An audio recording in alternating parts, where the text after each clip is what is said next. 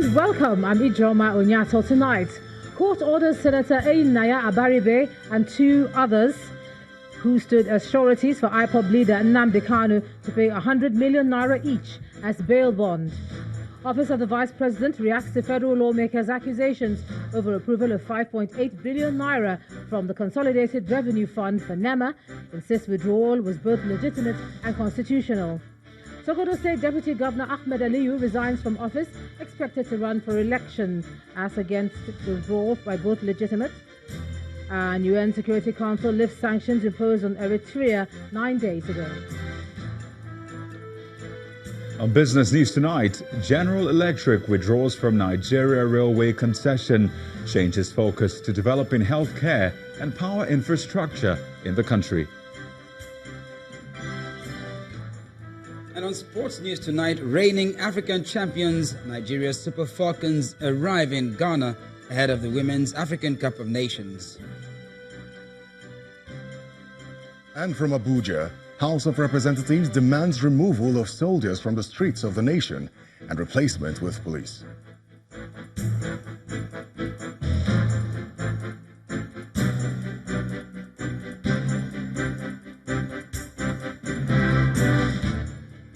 Tonight, with an order from the Federal High Court in Abuja issued to Senator Naya Abaribe and two other persons who stood as sureties for IPOB leader Nnamdi Kanu to pay the sum of 100 million naira each into the court's account. The three men are to pay the money within the next 2 months, following their inability to produce the leader of the indigenous people of Biafra in court. Mr. Kanu, who is being prosecuted on charges of treasonable felony, disappeared after an alleged military invasion of his home in Umuahia, Abia State, on September the 14th, 2017. But the sureties had been made to sign a bail bond of 100 million naira each, backed by their landed assets. The judge explains that the order directing the sureties to pay the money was that of interim forfeiture. You are aware of the issue involved, that there is an Nnamdi Kanu that is found in Israel. We don't want the court to work with such an issue. It does need to be factual.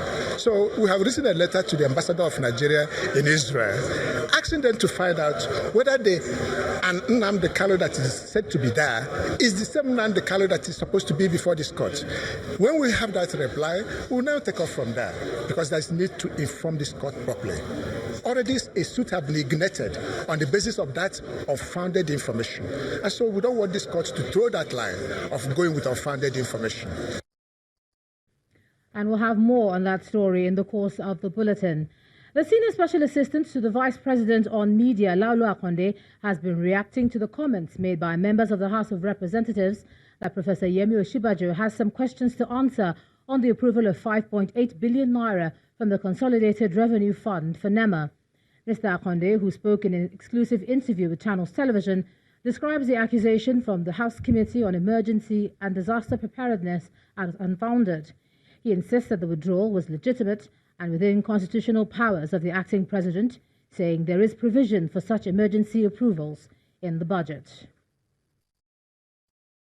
In the full exercise of his powers as acting president, to approve expenditure, especially, within the ambit of the law.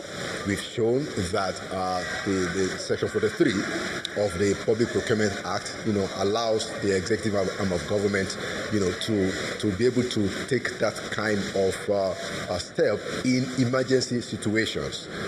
So issues of due process have been taken care of, considering the dire situation that was impending, the impending food crisis in the Northeast. So our laws allow him to make such approval as acting president.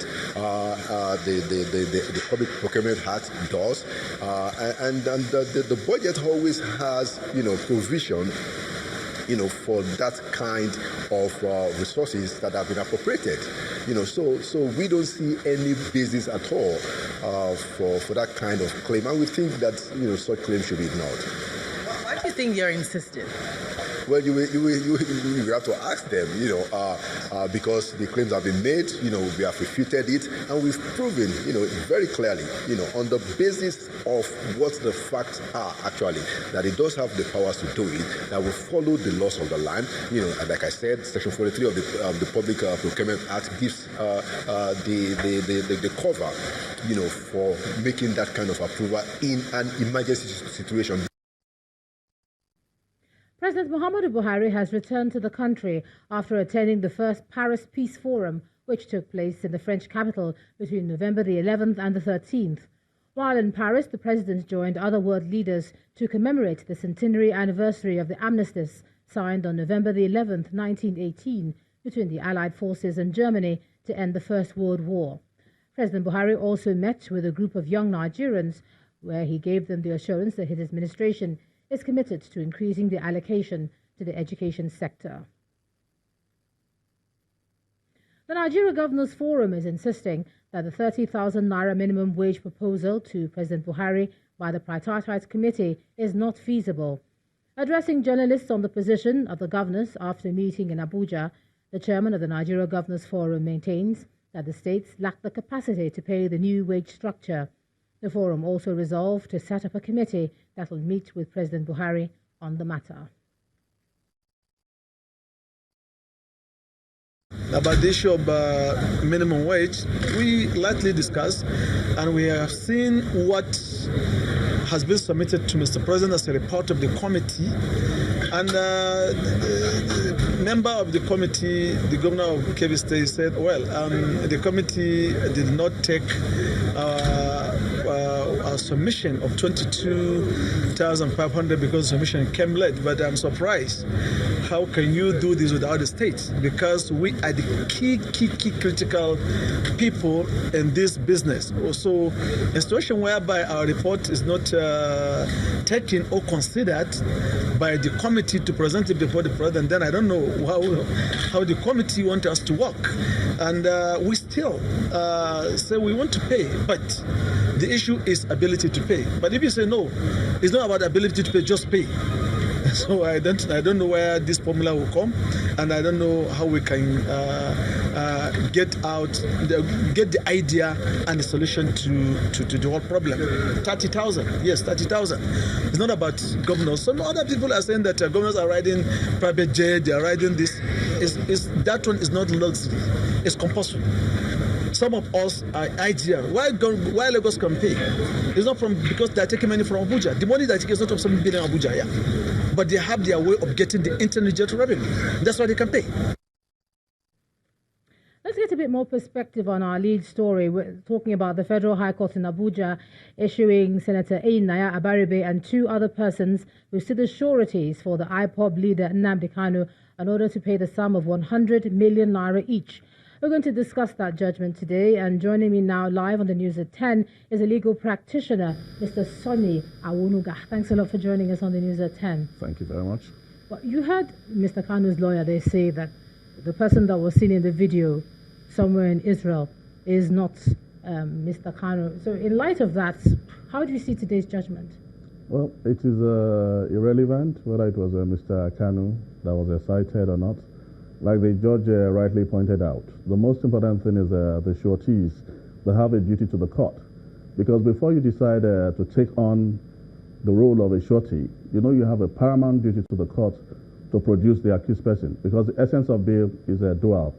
The primary one is to ensure that the accused will be produced in court at any point in time to face trial. The secondary one is more or less the academic one about the presumption of innocence, to give the accused his liberty, not to deprive him of it unnecessarily.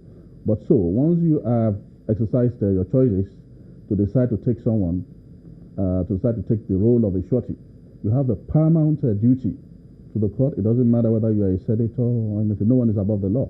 So, with the greatest respect, the position of the lawyer that they found somebody in Israel or whatever has nothing to do with the business of the court. Like the judge rightly observed, there are 3 options open to them: either to be ready to forfeit the recognizance, either they produce a Kanu, Or maybe worst case scenario, they apply to the court to give them another date, maybe a last opportunity to produce a Kanu. But it's got nothing to do with whether they cited him or not. It's the duty of the surety to ensure that the accused is before the court at all material times. The court will not be dragged into the business of whether it was found in Israel or Ethiopia, US, or anything at all. Well, at this point, they can appeal, can't they? Talking about the sureties now, the sureties. Some people say that perhaps they could be excused from this sort of judgment simply because, I mean, it wasn't their fault that he went off to wherever he's gone off to and he didn't turn up, etc. Others are looking at the length of time that it has taken. I don't know. Well, I think the administration of the Criminal Justice Act takes care of situations like this. Ordinarily, the trial is supposed to proceed to the end. It has taken care of situations where lawyers will take advantage of the system and try to bring in a frivolous appeals. The issue there is a trial of the accused person before the court. And it's so straightforward. Even an average lawyer will know that. Once you have elected to stand as surety for someone, you know the consequences. It is your duty to ensure the person is there. We won't go into the semantics of whether they found the person in Saudi Arabia or they found him in Israel. That is irrelevant. Okay, but if the bail bond is eventually paid, okay, let's take, for instance, they pay this 100 million naira, three of them. Yes. And Mr. Kanu is still not available for trial. What next? What are the options open to the prosecution? The idea is for him to stand trial, not for money to exchange hands. Yeah, there are two scenarios because this hasn't really gone through the rudiment of judiciary at the highest level. Now, some lawyers will say, for instance, that you can try to make use of the Extradition Act. Section 1, for instance, you apply to the Federal High Court, which is the court that has exclusive jurisdiction of the bill which the President just signed recently and all that, which is the court that has jurisdiction over such matters. You apply for his extradition, and which will be subject to the court granting it. Also, but in practice, we know that most countries, they are very, very reticent about handing over suspects, especially where the ones, if I go to Nigeria, I won't get a good trial, I'll be done this, they will castrate me, they will do this, create all sort of So you're saying extradition is the next step? No, it's not necessary. There are two. That's what I'm saying. There are two arguments to it. That's one angle. But also, if you look at the Administration of Criminal Justice, Section 352.4 already anticipates scenarios like this. You can go on with trial in absentia. It's up to the person to show up. Eventually, if the prosecution is able to establish a watertight case against the defense, the trial will stand. The fact that the accused person did not, otherwise everybody will take advantage of that. You get bail, you walk away to the border of South Africa and say, because of that, your trial cannot go. That would make a mockery of the criminal justice procedure. So, but that's why I'm saying in the Administration of Criminal Justice Act, that section is about, it's a fairly recent law. It hasn't really gone to the top for the court to say, yes, this is in order and order. These instances, they are very rare. Almost 9 out of 10 cases, accused persons will show up for trial. But this is more or less something having to do with the politics. So it's a kind of novel scenario. So what about those who are saying that, as you say, it has something to do with the politics? Yes. The judgment itself could be political as well. No, the judgment is not political. The judgment is sound. Every day, even if you go to regular court, magistrate court, when they say, the accused person is thereby granted bail with 2 sureties and like some. The sureties are meant to be people who know the accused persons. Even at that point in time, that's what they call verification of sureties. The prosecutor is supposed to verify the address given by the sureties to be sure it's not fictitious, that they are not touts straining the court who are paid for a fee to do that and all that. So once you've decided to be a surety, you know the consequences. So there's nothing political about it because they knew what they were doing. They knew 100 million was going to be the sum. No one forced them to do it. No one put a gun to their head.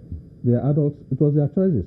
So they can't now, because the guy has gone, try to push that on the court, whether they know about it or not. They should have elected not to stand surety if they knew they could not bring the accused person to trial at all material times when his trial is coming before the court. All right, thank you so very much, legal practitioner Mr. Sonny Awonuga, for joining us on the News at 10 and sharing that with us. Thank you. Thank you. In part 2, after the break, Deputy Governor of Sokoto State, Mr. Ahmed Aliyu, officially resigns. That's in a moment. Be safe.